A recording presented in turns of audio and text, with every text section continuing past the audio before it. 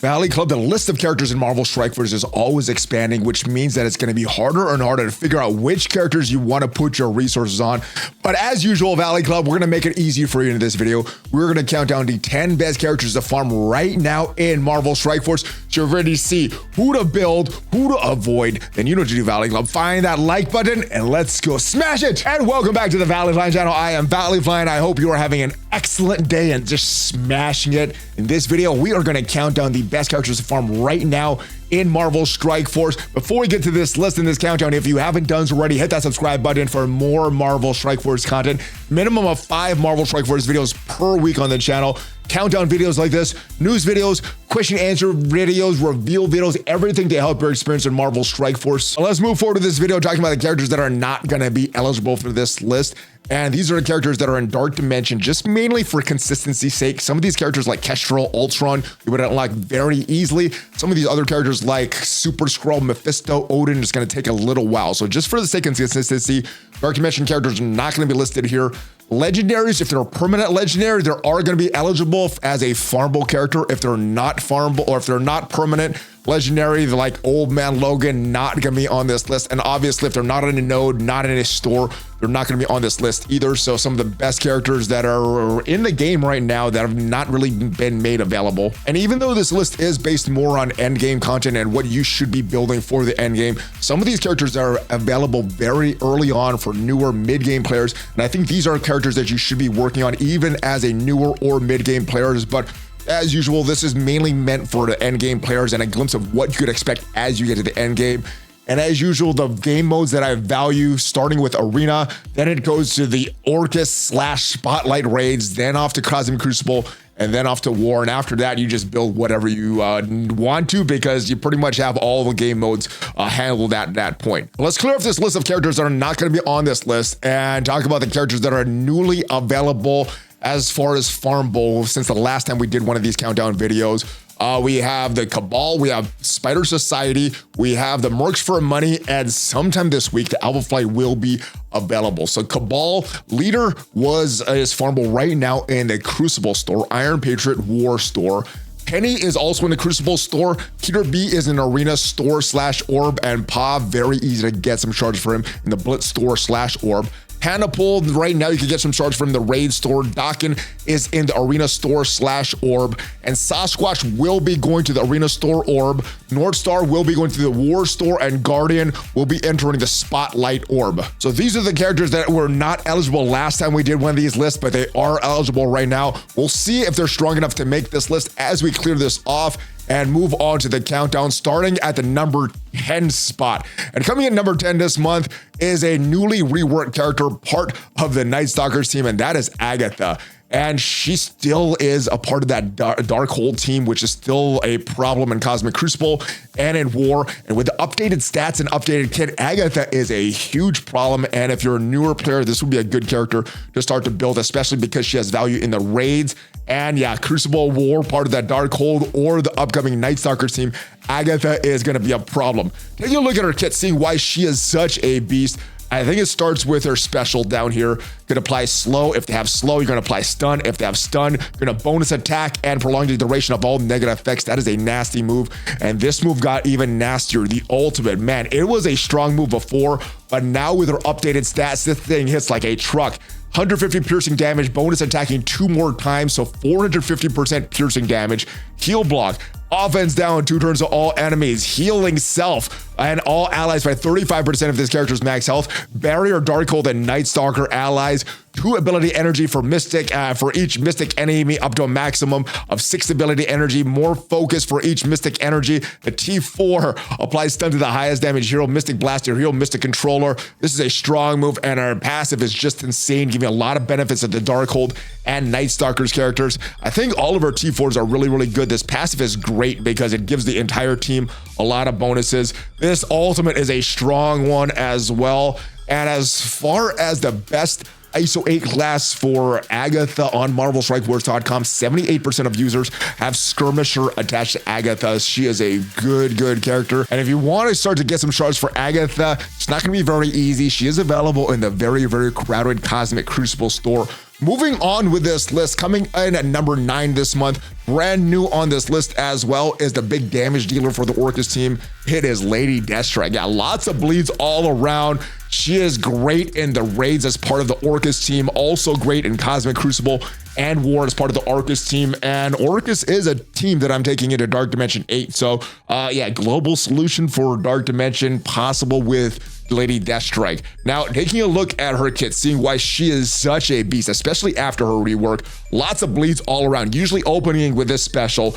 Lots of bleeds, lots of damage, piercing damage as well. Got even more damage with this ultimate. It is a big, long cooldown, lots of damage, bleeds, rebound chains, and yeah, she is a beast when she drops below 60% health. 2 evades, lower resistance for all enemies with bleeds. This is a strong character. And yeah, on turn, she heals for 20% of her max health. So very strong. Gonna do a lot of damage, as she's gonna help you in multiple game modes, especially the raids right now, the Orcus raids. If you want to farm her, she's available in a few places in that Crucible store, that overcrowded Crucible store, but also available on Mystic 1-3, so you can start to farm her. And as far as the best ISO 8 class for Lady Deathstrike, 77% of users on MarvelStrikeForce.com have Striker attached to Lady Deathstrike. Moving on with this list, another rework character coming in at the number 8 spot this month, and this is the healer of the Orcus team, Scientist Supreme. Very good character back in the day. Was always risky though, because she would help, she would hurt any teammates that you have that weren't AIM, and she kind of does that same thing, hurting all teammates that aren't AIM and Orcus. So you probably want to pair her with either an AIM or an Orcus character. AIM is pretty bad right now, so pretty much usable just on an Orcus team unless you are risking that ultimate. And just like Lady Deathstrike and the rest of the Orcus team, very valuable in the raids, Cosmic Crucible, and War. Taking a look at her kit, it is a big risk. This special is a great one. Great healing in the raids, outside of the raids, and this ultimate is the big move here. This is the one that's so annoying for your team when you're facing an enemy Scientist Supreme that does this ultimate, gives you offense down 2 turns, defense down 2 turns, slow for 2 turns, and yeah, with the T4, you're gonna put trauma to all enemies as well. So strong move. This is probably the best move of her bunch. Does a lot of healing as well. And it doesn't stop there, because yeah, you get a 25% chance to revive characters with 30% max health. So there's always a chance that your characters come back to life, even as long as Scientist Supreme is on the field. As far as her T4s, I think this is a great T4, the passive here. And the ultimate is a great T4 as well. And yeah, the special is great as well, flipping all net effects into positive effects instead of just 3. So great move. Scientist Supreme is a great character. She is a healer on MarvelStrikeForce.com. 89% of users have healer attached to her. And if you want to farm her, she is available in the raid store and that raid orb. So hopefully you can get a lot of shards for her, build her up. Just be careful where you use her ultimate when you're using her. Moving on with this list, coming in at number 7, moving down 1 spot from last month, is our first legendary on this list, permanent legendary in Green Goblin Classic. Still a very good character. And the Sinister Six is probably a team that you should be chasing at an early game or mid game. Maybe you don't have access to Green Goblin Classic, but the rest of the Sinister Six and maybe some of the Superior Six, you can start to build them, and they're going to be great for the villain nodes. As far as the end game, where you're going to use Green Goblin Classic right now is in Cosmic Crucible and in War. You also probably want to take this character into Dark Dimension if you're looking for a legendary section. Maybe not Dark Dimension 8, because you also are combining that with Cosmic, but the rest of the Dark Dimensions, legendary, Green Goblin Classic is going to be a great asset for you. Taking a look at his kit, why he is such a beast. Well, for me, it starts all the way down at this passive here. When he has charge at the end of the turn, this character has charge, you're going to attack the enemy and adjacent targets 150% damage. So starting off with some counterattacks, defense down, fill up speed up, 2 additional positive effects and the negatives for those targets, losing 1 charge. And also when this character has charge, if he has a T4, ability block vulnerable cannot be applied to self or any of the Sinister Six allies. So this is a great T4. The other big move that he has that you're probably going to recognize more is this big ultimate barrier, attacking all enemies, 75% damage against an enemy with safeguard, flipping positive effects, reducing speed bar, repeating this attack, additional trauma, and if this target does not have any positive effects, apply trauma to that target. Very, very strong move. He has a strong special that reduces speed bar as well, and his basic is a great one as well, attacking multiple targets. So good character. If you do have access to getting him unlocked, do it, because he's going to help you in War, Crucible, and in your Dark Dimensions as well. Now, as far as the ISO 8 class, 90% of users on MarvelStrikeDoors.com have Raider attached to Green Goblin Classic. And as far as where you can farm him, yes, he is a permanent legendary, so you got to build some teams to get him. But yeah, as soon as you have access, build this character, because he is a strong one. Moving on with this list, coming in number 6 this month, moving down 4 spots from last month, is a very good character, but he just got surpassed by other characters, and that is Void Knight, one of the better characters in the game. And this is a character attached to Hive Mind, so this is a character that you need for the raids, probably the best of the bunch out of the Hive Mind. So if you're gonna build one Hive Mind character, this is the one to build. He is a raid character with a Hive Mind, but Hive Mind also has value in Crucible, War, and this might be a character that you want to bring into Dark Dimension as well. Taking a look at the kit for Void Knight, why is he such a beast? Well, for me, it starts with this ultimate, the pull. The pull, like Magneto, Polaris does, pull enemies up to 2 spaces towards the primary target, then attacking the primary and adjacent primary targets within 2 spaces for 250% damage, flipping 3 positive effects into negative effects on all targets, flipping positive effects on Spider-Verse enemies, like ability to mark the primary targets and in the raids, all targets. This is a very strong move, and that's pretty much what I think about when I think of Void Knight. He does a lot of other good things as well, stealing ability energy with his special as well, but for me, it's all about this ultimate. Very good character. And if you want to farm Void Knight, he's available in the Arena store. And as far as the ISO 8 class for Void Knight, 91% of users on MarvelStrikeDoors.com have Raider attached to Void Knight. Moving on with this list, coming in at number 5 this month is a character that also dropped 4 spots from last month, and that is our boy Black Knight. Very good character, was involved in the arena meta for so long, but since the introduction of Old Man Logan and now the Annihilators team, not really seeing him in arena nowadays. Very valuable in Cosmic Crucible.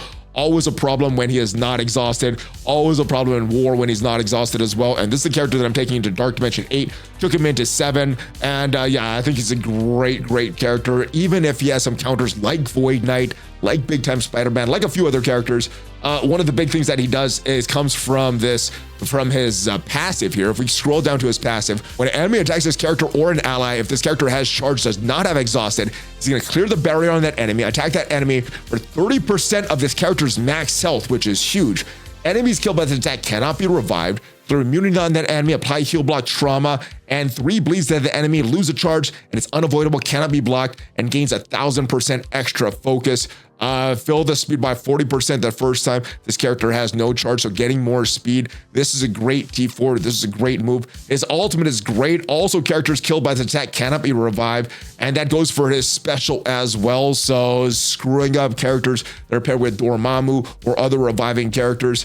And yeah, just does a lot of damage. One of the big things that this ultimate does, gaining more charge. He also gains 2 charge with his special as well, and that just gets him rolling. Now, he is available in that crowded Cosmic Crucible store, so you kind of have to choose which characters to work on at a time. But as far as this ISO 8 class, well, Fortifier seems to be the best class. 90% of users on MarvelStrikeDoors.com have Fortifier attached to Black Knight. And coming at number 4 this month, same ranking as the last time we did this, it is our boy Nightcrawler. Very good character. Kind of like Void Knight is the main character on that Extreme X-Men team that has a lot of plug and play value outside that game mode. Is still valuable in the raids, is needed for that Extreme X-Men team. Crucible, the Extreme X-Men are still a factor. War as well. And this is a character that I'm taking to Dark Dimension 8, took him into Dark Dimension 7 as well. Does a lot of great things. Taking a look at his kit, why he is such a beast. Well, he opens with his special stun, bleeds, expose. This is devastating, but the real devastating move is his big ultimate. Big AoE attack, 400% piercing. Does the following: clearing all positive effects, 2 slows to maximum of 3 vulnerables, clearing all charge on the primary target, speed up to self and all X-Men allies to a maximum of 3. The T4 is going to add 100% piercing to all enemies. It's going to prolong the duration of positive effects on self and allies by 1 up to a maximum of 3. Very, very strong move. His passive on spawn will gain speed up, gain 2 charge as well. The speed of this character and each ally can only be reduced by slow. So this is a very, very strong T4. I highly recommend that T4. Add Nightcrawler. If you want to farm him, he is in that overcrowded Crucible store. And 91% of users on MarvelStrikeDoors.com have Raider attached to Nightcrawler. So he's a very, very good character. Use him in the raids. Moving on to the number 3 spot on the list this month. It is a brand new character. And this is a character that's very easy to farm because he can be available in the Blitz store. It is Spider-Man Pav. Yeah, the new member of the Spider Society. Good. He is a good one. He is the main damage dealer on the team. They're very valuable in Cosmic Crucible, very valuable in War, and of course, they're valuable in not only the Orcus raids, but also the Spotlight raids as well. This Spider Society team has so much value in the game. And taking a look at Spider-Man Pav's kit, well, it's all about these chain damage. He has a rebound chain on his special, does a lot of damage. He has another rebound chain on his ultimate, lots of damage as well. Like I said, he is the main damage dealer on the team. I've been having raids that have been doing very, very well. When enemy Pav goes and my team is almost dead. He's a very, very strong character. If you want to farm him, like I said, is in the Blitz store. There's not a lot of characters in the Blitz store. You can get a lot of currency for that. So very easy to get some shards for Spider-Man Pav. And if you want to put the best ISO 8 class, at least according to everybody on MarvelStrikeDoors.com, 90% of users have Striker attached to Spider-Man Pav. Moving on with this list, coming at number 2 this month is a teammate of Spider-Man Pav, and that is Peni Parker, another strong character. You're going to use her everywhere that you use Spider-Man Pav because she is also a Spider Society member. Orcus raids, Spotlight raids, Cosmic Crucible, War, Dark Dimension is a great pick as well. Let's go take a look at her kit, see why she is such a beast. And a lot of it comes from her opening move. You want to stop that opening move. You're facing an enemy Spider Society, but normally she's opening with this special here, applying the slow, attacking the primary and adjacent targets 320% damage, clearing all negative effects, applying stealth to the 2 most injured Spider-Verse allies, applying deflect, immunity, offense up to self and all allies, more damage with the T4, and the T4 is actually where you get the stun. The ultimate is also a lot of huge damage moves. Negative effects from self and all allies, you're going to clear that, clearing all positive effects in the primary target as well. Applying slow, stun, big AoE attack, 400% damage. You get an additional 100% with the T4. In the raids, you're also applying trauma to all enemies. She is a beast, and her passive is a massive one as well. The T4 on spawn in raids, additional 5 ability energy for self and all Spider Society allies, and in turn fill speed by 5% for self and all Spider Society allies, which means that in the raids you don't have to save cooldown. So that is an awesome thing. Peni Parker, you can farm her in the Crucible supply store. So yeah, very overcrowded store there. And 93% of users on MarvelStrikeDoors.com have Striker attached to Peni Parker. Moving on with the number 1 spot, I think is no surprise judging by number 2 and number 3. That number 1 is going to be Peter B. Parker. Strong character, the main healer of the Spider Society. This is your primary target when you're facing the Spider Society, or he's just going to keep healing them up. If you don't have enough damage or you're trying to beat a Spider Society, it is going to be very tough. Now, just like Peni, just like Pav, just like the rest of the Spider Society, Peter B is going to be very valuable in the Orcus raids, the Spotlight raids, Cosmic Crucible, War, and is a great pick for Dark Dimension. Taking a look at his kit, well, he is the healer of the group. He does some healing on the special here, but only to the most injured Hero Spider-Verse ally. He does more healing on the ultimate here. And the healing that Peter B does is going to be based on Peter B's max health. So that is important to build this character up. And why this character is probably the most important one on the team. When this character or any Spider-Verse hero is attacked, heal the most injured Spider-Verse hero ally for 20% of this character's max health. The attack character had vulnerable, clear vulnerable for this character and all Spider Society allies. That is a strong move. You're healing up the most injured ally every single time he takes a turn. Very, very strong character. If you want to farm him, he is in the arena store, and 87% of users, just because of all his healing, have healer attached to Peter B. All right, so that is the top 10. Let me know your thoughts on this list. Are there people that should be on this list or be off of this list? Let me know your thoughts in the comments. As I mentioned, a few honorable mentions. Obviously, I want to mention the Eternals. They're a very, very good team. We got to mention the raid teams, Alpha Flight, Extreme X-Men, Hive Mind, Spider Society, any other Orcus or Night Stalkers that you don't have on your team are going to be very valuable as well. The Superior Six, the Sinister Six are going to be valuable as well. And I do want to mention the Secret Defenders because they still do have some value in Crucible and War. But let me know your thoughts on this list. Hopefully you got some value from this video and it kind of directs you where you want to take your resources in Marvel Strike Force. If you did get some value from this video, leave it a like. It is free for you and it tremendously helps out the channel. And if you want to see what are the best things to do with all your candy in the candy store and how to get more candy for this event, check out the video up there and I'll see you guys next time. Have a great rest of your day. Hulk fist bump, ValleyFlyin out.